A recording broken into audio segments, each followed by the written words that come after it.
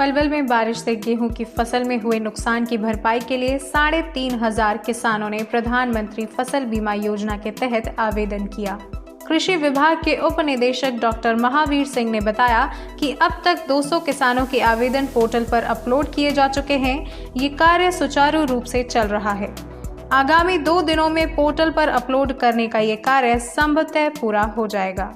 हमारे पास लगभग 3,500 किसानों ने प्रधानमंत्री फसल बीमा योजना के तहत नुकसान के बारे में इतला दी है, जिनका कल शाम 6-6:30 बजे तक इन किसानों के आवेदन लिए गए थे।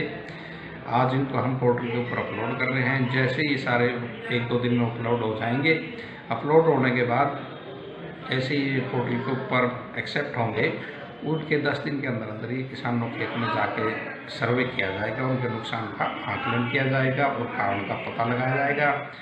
और मेरा किसान भाइयों से ये अनुरोध है कि वो अपने जो भी ज़रूरत कागजात हैं, चाहे वो आधार कार्ड है, बैंक की कॉपी है, बीमा की पॉलिसी की ID नंबर है और मेरी फसल मेरे ब्यौरा का पंजीकरण है, वो अपना साथ रखे ताकि वो मौके पर दिखा के अपना उनका सर्वे किया जा सके। Thank you for watching our video. Please like our video and subscribe to our channel and hit the bell icon.